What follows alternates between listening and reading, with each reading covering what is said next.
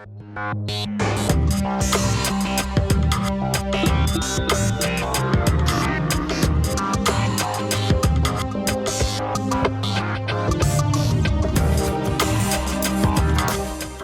last time we were speaking about the chain of transmission of the Torah, and we went from the period of Mount Sinai, and we went all the way through the First Temple period, we went through the Second Temple period, we went through the area over there that's called the time period of the Tanaim, okay, which goes from the Anshe Knesset HaGadola, okay, which was the governing body basically after the return from the first exile.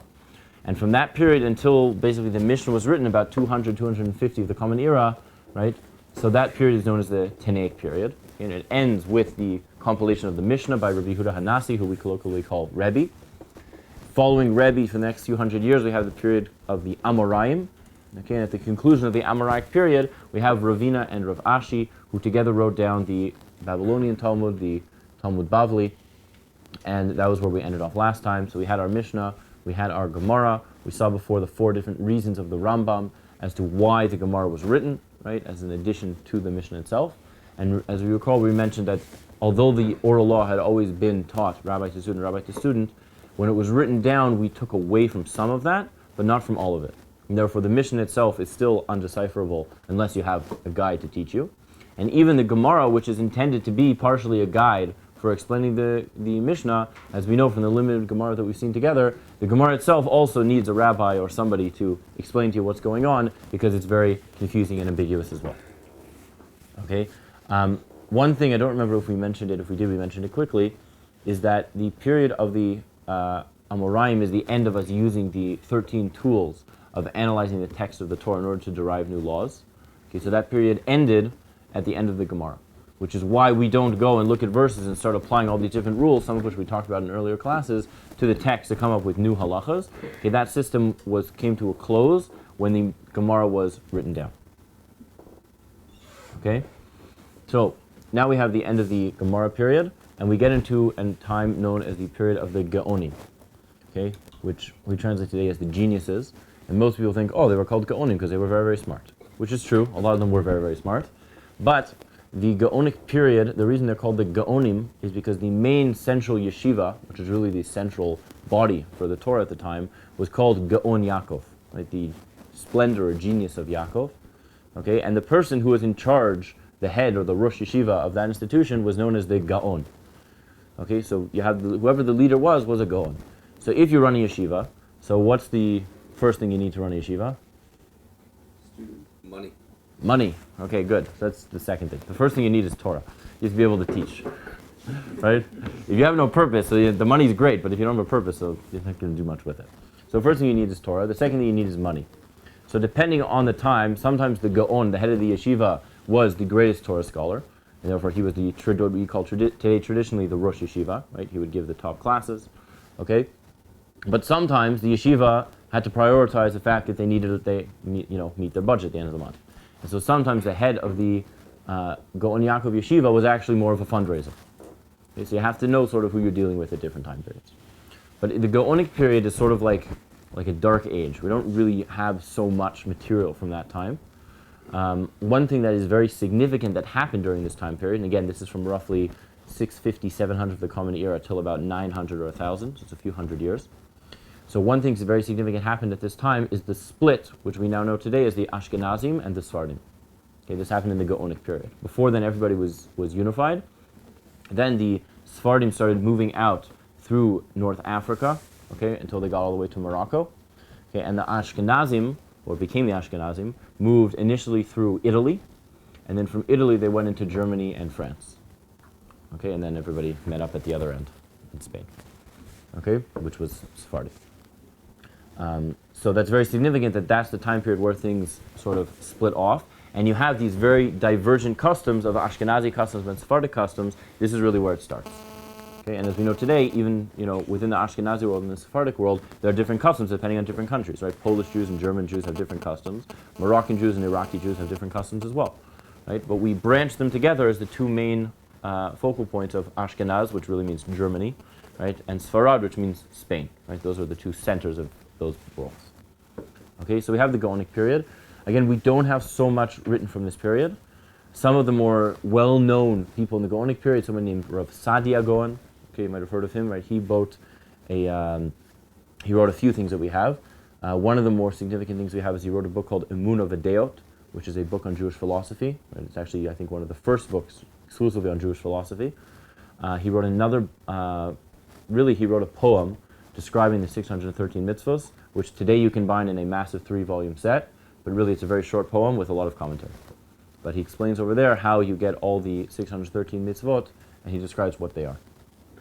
Okay, so that's really the Gaonic period, right? Not too much that we know of. The people who were living in that time used to send their questions to the yeshivas in Bavel, in Babylon. Okay, that's where the center of the Torah was. So they would send their questions, and then they would receive responses. Okay, that's basically how the Torah was disseminated at that point. Okay, now we move into a little bit more of an exciting time called the period of the Rishonim. And this is where all those people whose names start with R's or Rash's, this is where they pop up. Okay, so the first one we have is Rashi. Not quite. Rambam? No, Rambam was later than Rashi, right? Rambam? No, people you won't know. We'll start with some people you don't know. And we'll move it.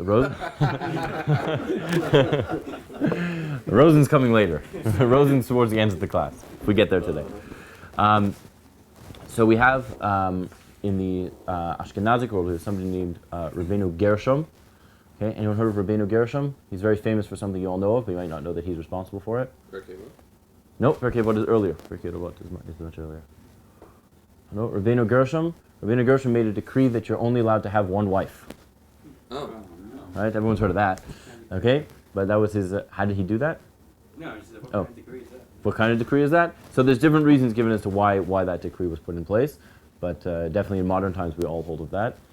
But he was responsible for putting that in place. There's a few decrees he has. That's the most famous one. Right? He also made a decree you're not allowed to read somebody else's mail. Okay? It's an important one. Okay? And a few others that we don't really remember too well. But those are the two, the very famous one and the sort of less famous one. Was there anything historically that explains why we didn't have much during the Gaonic period? A lot of it was a time of expansion. People were traveling a lot. Right? The Jews are moving from basically modern-day Iraq to Morocco. But it wasn't like the Inquisition or anything? Like No. I mean, the Crusades are coming towards the end of this period. But that's more, I mean, Rashi lived through the Crusades. Okay. So it's coming a bit later. There was the Arab conquest, but that's earlier. Arab conquest was in the 600s. So I'm not sure. I think a lot of what was written at the time was analyzing the Gemara, and instead of commentaries, they just asked questions, and we have letters back and forth. So letters aren't always as preserved as well as if you have an actual book that someone's writing. So at this point, we started seeing a difference in, you're saying like the Ashkenazi versus Sephardim, and like their customs were different.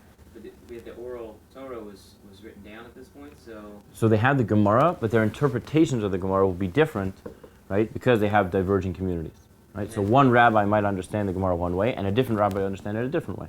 And then something like Sidurim, were they not yet being used? So Sidurim, we have the prayer, right, the prayer, especially the Amidah, comes from the Gemara, speaks about it already. But those customs are developing over time as they're analyzing the oral law that relates to prayer. So that's how the different customs are coming about in that as well. So some of them might have been already and some of them might not? Right, some of them are, it's an evolving process. Even today, right, things are evolving. Right? Especially nowadays in Israel, so a lot of things are different. Right? As you may have noticed when you came to Israel, it's not exactly the same prayer services you might be used to in America. Right? There's a lot, or Brazil, right? There's a lot of things, there's a lot of things that have changed because of the influx of so many different communities to a very concentrated area. There's been a lot of overlap. So there's a lot of Sephardic customs that have become universal in Israel because the Sephardic community was dominant here when the modern Aliyah began. So a lot of Sephardic customs have sort of just taken hold, as well as when the first communities came here, so they were led by the followers of the Vilna Gaon in Lithuania, and the Baal Shem Tov, who was more in Poland. And so they had their customs when they came here, and a lot of people who came slowly as they trickled in, they just sort of joined those communities. So there's a lot of overlap today that you see, especially in the prayer service, of customs. The main thing that the Brazil and Israel have in common is that there's a lot less English than the American. Ah, okay. There you go. That's definitely true. But there's more subtle differences to the prayer. The actual, the orders of some things are said, some things are not said, some of the texts are a bit different. But that happens over time. That's a constantly evolving process. It's still going on. Again, it's more unified today with the printing press, right? You print a siddur, you print a siddur. But as you'll see, even between different siddurim, there are, at this point, usually minor changes. Between even just like an Ashkenaz siddur or a Sephardi siddur, there are still minor changes between editions. So the period of the Rishonim, we have the Ashkenazim approach and we have a more Sephardic approach. Okay, and again, this is the rabbis are figuring out what exactly the Gemara is saying. Right? They're trying to interpret, explain, and develop it, and apply it to cases that are modern in the 11th century, modern times. Okay, so in the Ashkenazic world, you have Rabbeinu Gershom. Okay, you also have Rashi, now someone more well known. Okay, so Rashi, we know he lived, I believe he passed away in 1105. Okay, so he lives in the 11th century. And Rashi writes a commentary on the Torah. Rashi writes a commentary on almost the entire Gemara. Okay, there's a few places that he didn't get to, right? There's a few places where you're reading Rashi and all of a sudden it stops and it says, Rashi died here, and then someone else took over for it. Okay, so the interesting thing is Rashi dies, I think, 3 times. Okay, so it just means that it just shows us his methodology. He wasn't necessarily going through one thing at a time straight. He was writing a few things at the same time. Right, so there's a few places towards the end of different Gemaras where it just says Rashi died here, and usually his grandson, the Rashbam, is taking over. Right, and he's not as concise as his grandfather was. So Rashi really, wrote a commentary on the main text that we have. Right, so Rashi obviously is central. You see, when we learn Gemara, right, the first place we're looking is Rashi. Okay, Rashi's grandsons are very important. Rashi's grandsons, all right, are the other side of the page, right? The school of the Tosafot. Right, Tosafos wasn't a person. Tosafos was a school. Right? It was a school of thought, and that school of thought actually evolved and continued for, I believe, about 200 years. It's a long period, right? And again, these are Rashi's grandsons. Move into the Sephardic world for a second, then we'll come back. In the Sephardic world, we have somebody named the Rif, Rav Yitzchak Alfasi. Okay, we're going to speak about him shortly. Okay, he's very significant. Then we have the Rambam, okay, Maimonides, right? Somebody we all know, right? The Ramban, Nachmanides. Okay, they roughly lived at the same time period. The Nachmanides was a bit afterwards. Okay, and these are the more well-known of what we call the Rishonim. Okay, which literally means the early generations. Okay, now, what's unique about Tosafot is that Tosafot got access to a lot of the manuscripts that were being produced in the Sephardic world. So between the period of the Gaonim and the period of Tosafot, basically you have the Ashkenazim are approaching the Gemara their way, the Sephardim are approaching the Gemara their way, and there isn't so much communication between the two, right? Who can tell me why there's not so much communication between the two? There's no UPS. There's no UPS, there's no internet, okay? No standard printing press. Geographically, they're separate. Okay, but you can walk, right? You can walk. Very good. Very good, right? The Ashkenazim are living in the Christian countries, and the Sephardim are living in the Muslim countries. And if you try to send a letter between France and Spain, so the next day you knock on your door and a crossbow in the back. Right? So, I don't know if the crossbow was actually invented at that point, but you get the point. It wasn't so easy to transmit stuff. But Tosfot, somehow, I don't know exactly how that happened, they got manuscripts, the Sephardic things. What they got is from somebody named Rabbeinu Hananel. Right? Rabbeinu Hananel sometimes appears at the bottom of the Gemara in his own commentary, and Tosfot's got a copy of that. So sometimes you see in Tosfot, they quote, right, some of the more famous Tosfot are someone named Rabbeinu Tam. He's known because of his tefillin, a few other things. Okay, the Rashbam, that's one of Rashi's other grandsons. And then there's this person, right, Reish Chet, who everyone thinks is another one of the Tosfot. Right, but he's not. This is Rabbeinu Hananel, who's a very early in the period. He predates Rashi. Okay, and he was in the Sephardic tradition, and Tosfot's got a copy of the manuscript of the commentary he wrote. So very often what you find in Tosfot is Tosfot says, Rashi says and understands the Gemara this way. But Rabbeinu Hananel understands the Gemara a different way. And then Tosfot will try to figure out which one they feel fits the text better. Okay? Another thing that Tosfot does is Tosfot is very into comparing and contrasting. Right? There's a legend, I guess we'd say, that the way that Tosfot learned the Gemara is they took 60-something different rabbis. Each person took one of the tractates in the Gemara, learned it backwards and forwards, and then they would sit in a circle and start from the beginning, and they'd read a line and say, does that contradict anything you guys read? And then read the next line. Anything? Right? And try to find all the places the Gemara contradicts itself, and then try to resolve those contradictions. So very often what Tosfot does is he says, we're learning Sukkah, but in the Gemara in Bava Kama, it seems to say the opposite. How can we resolve that difficulty? Okay, so that's Tosfot. So now we have the Rishonim, okay, and we're progressing through the Rishonim until about the late 15th, early 16th century. Okay? Now, what happened at the late 15th, early 16th century? America? America, but you guys aren't too important yet. Right? You don't come too important until the 20th century, really. The late 15th century? Late Spanish 19th. Inquisition. Good, Spanish Inquisition. Okay, so the Jews, which until then had prospered very greatly in Spain, are kicked out. Okay, and they're going back through Africa. Some of them settle back in Israel. Right, there's a community in Sfat. Some go to Turkey. Some go to Amsterdam. They go to different places, but they're kicked out, which is a complete turmoil. And the Ashkenazim aren't doing so great either. Right, we're getting kicked out as well, different places. Right, so it's a very difficult time period. And again, as we've noticed in different periods of our history, the communication, the transmission is breaking down again. And what happens is that now I don't have an unbroken chain necessarily from my rabbi to his rabbi all the way back, because we've been traveling around and we're refugees here, there, all over the place. So I now am in my village, and I want to know, what am I supposed to do? Right? I have a mitzvah. How am I supposed to do that mitzvah? I don't necessarily know. Well, if I look around, I now have 30 different opinions on every single topic that I look at. So, what am I supposed to do? And this is a problem that was tackled by all of the great rabbis of that time, and they came up with 3 approaches. Okay? Approach number 1 was, why should we change the status quo? What did you do before? You read the Gemara, you figure out what it says, you read the opinions, and you figure out which opinion you feel fits into the text the best, and you follow that opinion. What's the problem with that? It's a lot on your own interpretation. Right? Okay, a lot is based on you. Right. And that could lead to very varying results depending on the people. Good, varying results, inconsistencies. Besides that, that's a lot of work for somebody to do. Right? Remember, we're assuming that a 13-year-old boy is obligated in fulfilling all the mitzvahs, and a 12-year-old girl. So you basically have to know about all these mitzvahs by the time you're 13. Right? So it's hard enough when we say this is how you wear tefillin, and today it's easy, you just go to the store and buy it. You don't really even know how it works. You have to know how to put it on.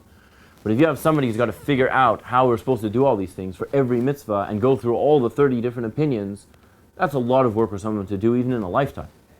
Right? In fact, only the greatest sages actually accomplish that. So that was a problem with the first approach. So for the rabbis who were able to do it, they said, this is what we're supposed to do, this is what we've always done. Analyze the sources, read the Gemara, see which opinion fits the best, and that's what you should follow. Right? Bring different proofs and disproofs, and work it out. But again, only the top rabbis were able of doing that.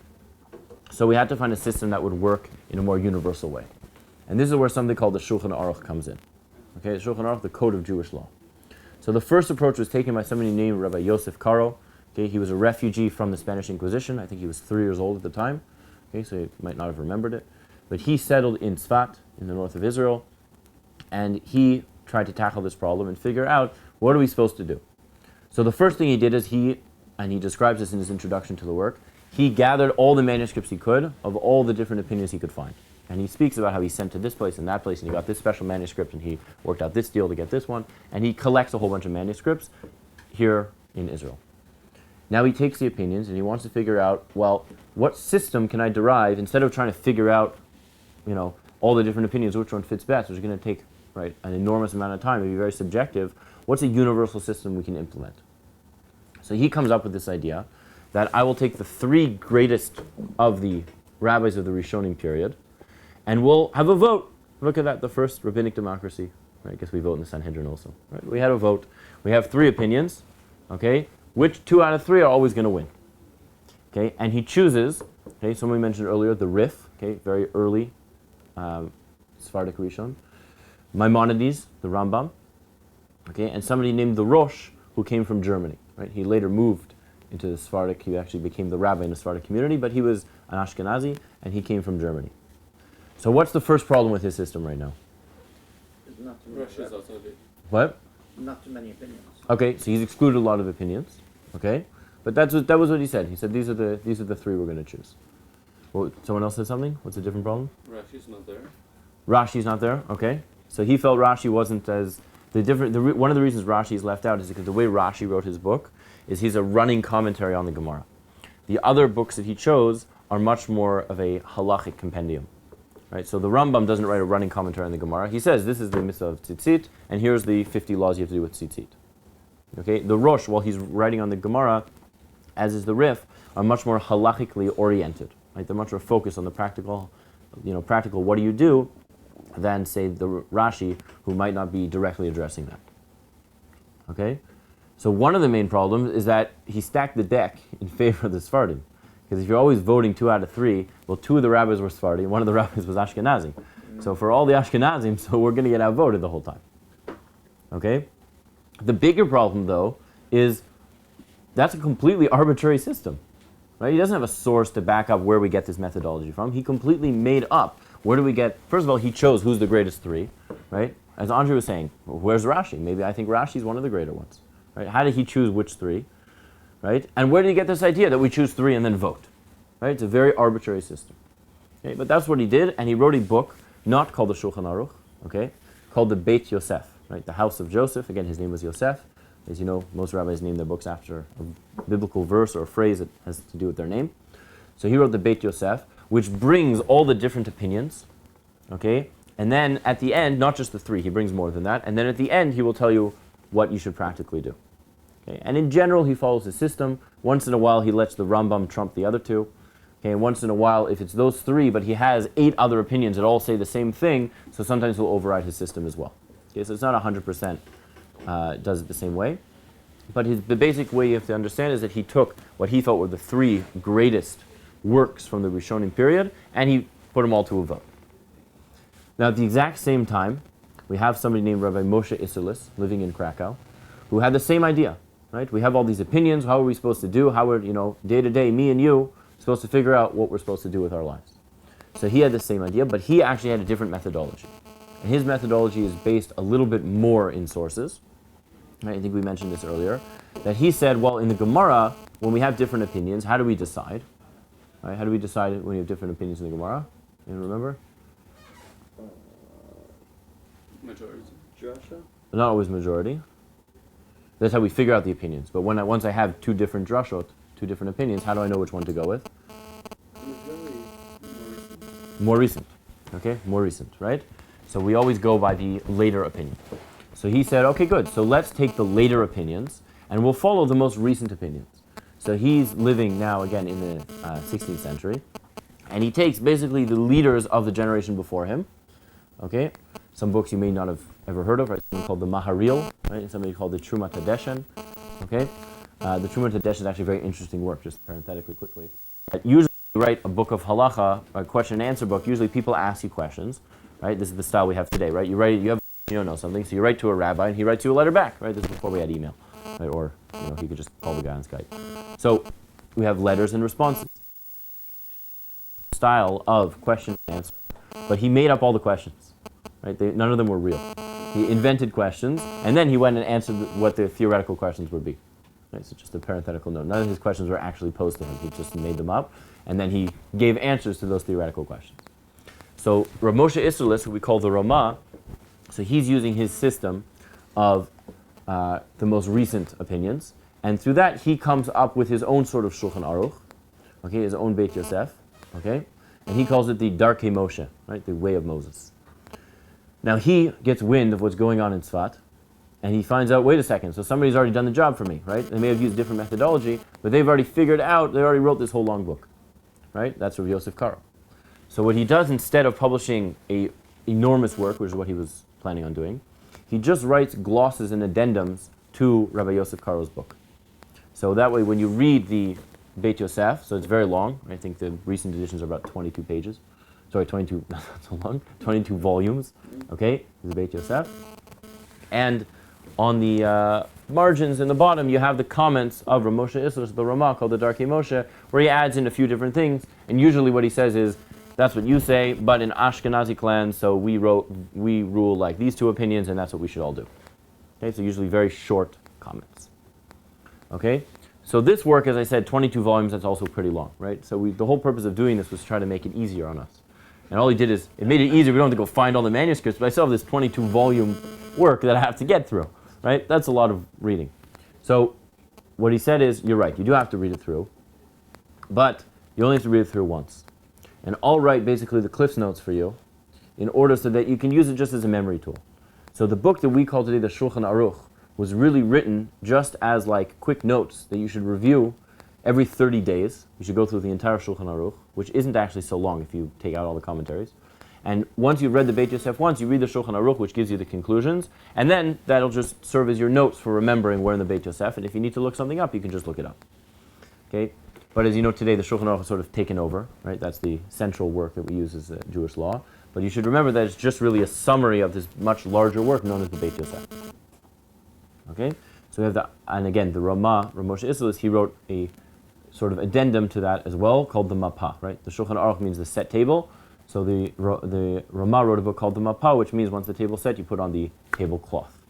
Okay, and everybody makes all these little cute little references to things about tables when you write commentaries on Shulchan Aruch. So many of the commentaries have things about tables or plates or tablecloths or setting up or taken down, that kind of thing. Okay?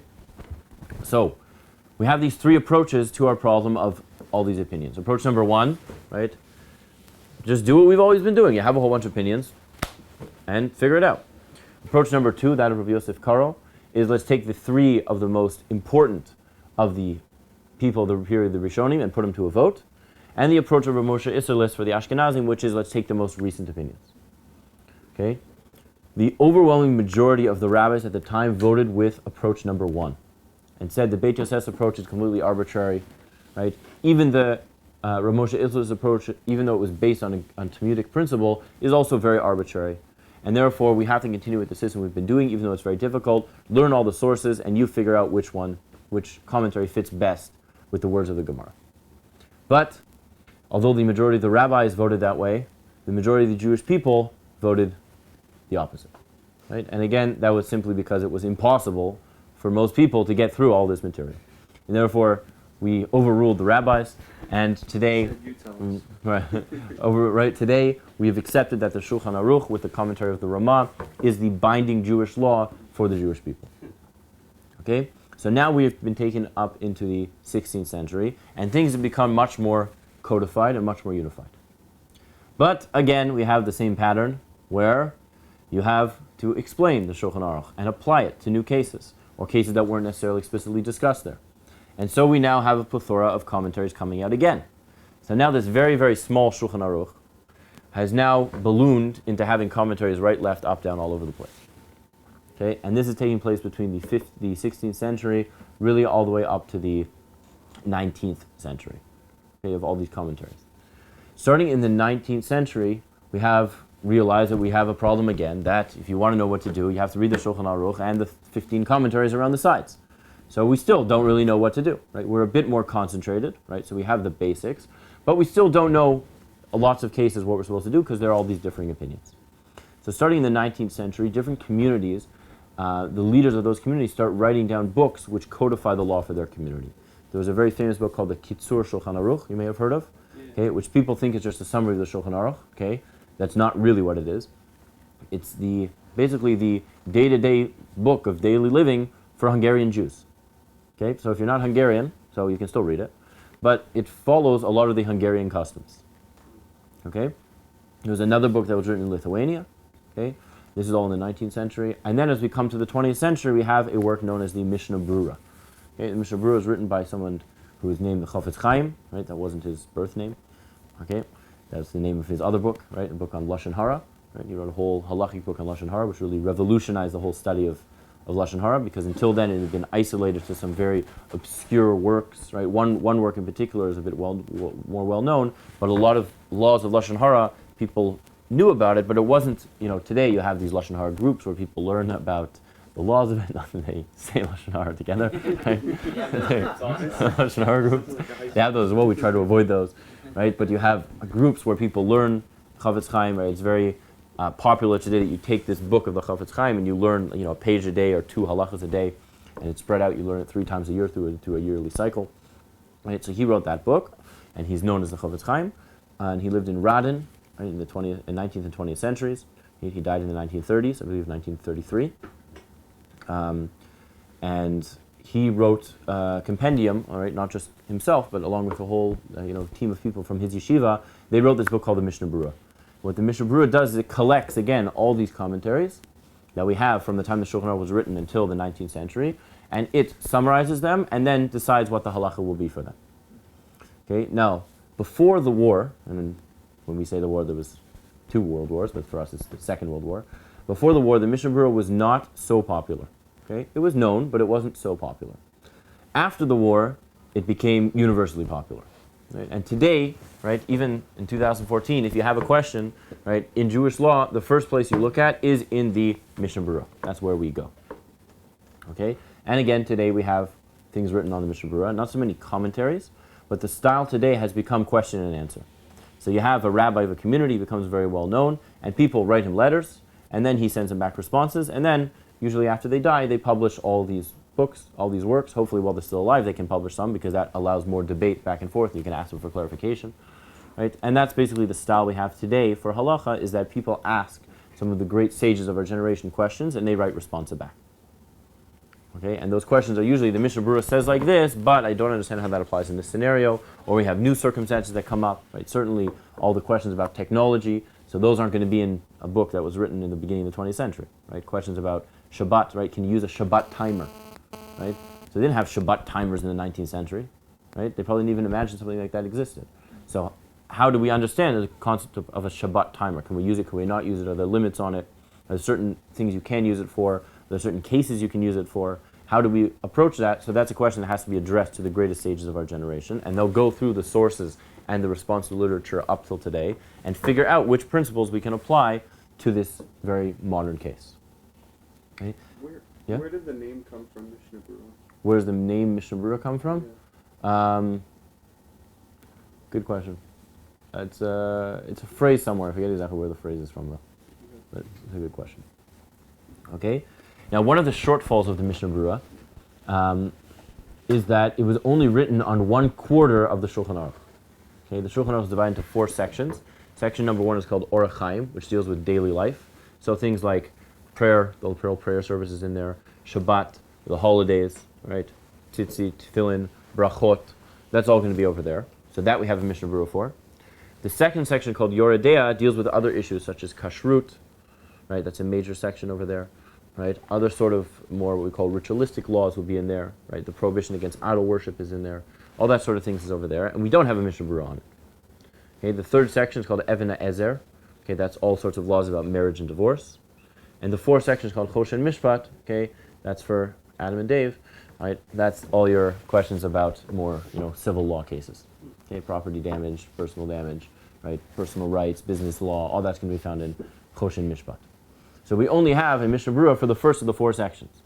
So with the other 3 sections, we're still stuck with, we learn the Shulchan Aruch, you learn the commentaries, and then if you still have a question, you have to ask somebody today. You go to a Beit Din, usually you ask the Beit Din to try to arbitrate or figure out what should apply in these cases. Are there like any copies we can get that's like a summary of the Shulchan Aruch that will basically like give a summary of the entire of like what topics are in there? Yeah, Yeah, I can find one for you, and I can make one for you if you want.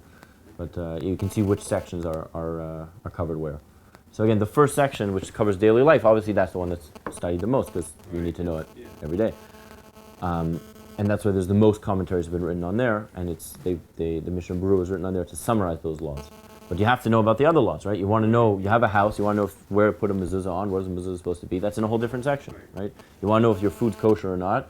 So you can go through the whole Mishnah Berurah. If you're clever, you can find it in some places. But a lot of the main body of it is going to be in another section we don't have a Mishnah Berurah for. So for example, today when you learn the laws of kashrut, so the way you learn it is that you hopefully see the Gemaras and see the whole history of the development of the halacha. But if you need a quick answer, you open the Shulchan Aruch and you read the commentaries on the side, which is confusing sometimes because if I have 4 different opinions, I don't always know which opinion I'm supposed to follow. The Kitzur Shulchan Aruch is not very much used. The Kitzur Shulchan Aruch, it's used very, very much as like an introductory work because the Hebrew is very simple and it gives a nice overview of a lot of topics. But it was written mainly to give a daily, the daily life and the daily halachas for Hungarian Jews. So sometimes it follows customs and you'll read it and say, wait, I never even heard of that. You'll say, well, that's okay. That's how the custom was in Hungary in the 19th century. We might have a different custom. But it's still very, very useful. Right? Often it's the first book of halach, of Jewish law that people open up because it's written very clearly, very concise. It's translated into English. That always helps, right? And unlike the Mishnah Berurah, which was translated into English, but it's many volumes and very expensive, you can buy a Kitzur Shulchan Aruch, which is very small, and it gives you a nice overview of all the main topics of halacha. So it's a very useful work, right? If it may be a little bit dated. Okay, so today, what do we do when we have a question? Right, we've gone through basically the whole history, right, from all the way from Moshe. Right, we've gone through the period of the First Temple, the Second Temple, the Tanaic period, the writing of the Mishnah, the Amoraim, the writing of the Gemara, the Gaonic period, the Rishonim period, right? From the Shulchan Aruch onward, we call it the Achronim period, for lack of a better name, the early ones and the later ones, okay? And now we're in a period that doesn't have a name yet. You have to wait 100 years or so for us to get a name. Right? We're like the postmodern age type of thing. We're not really sure what we're called right now, but we're definitely not the Achronim, okay? So what do we do today, right? Today we don't have a set system on what to do. So if I have a question, I can look in the sources, but I may find that the sources don't directly address my question, or at least not in a way that I understand. Or I may find that my sources are there's just too many opinions, right? And I don't know which opinion I'm supposed to follow. We don't have any set system.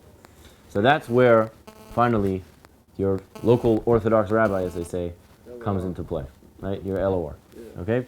So it's not Lord of the Rings, right? Your local Orthodox rabbi.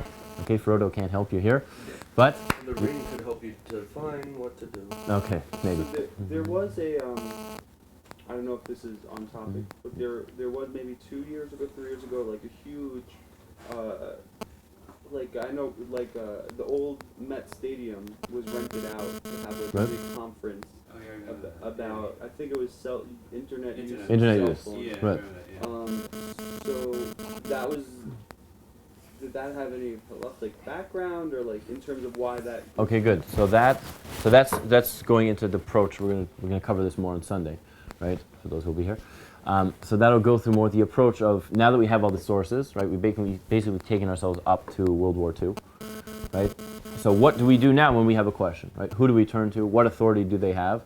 And how do we decide practically, okay, I've gone through the Mishnah Berurah, but now I have other opinions, and I know that the Rabbi X in New York says this, and Rabbi Y in LA says that, and Rabbi Aleph in Jerusalem says this, right? All these different rabbis, right? So how am I supposed to know which rabbi I'm supposed to follow? Is there a hierarchy? Do some rabbis sort of outrank other rabbis, right? What do I do when there's a conflict, right? All those sorts of questions, so we're going to speak about that on Sunday.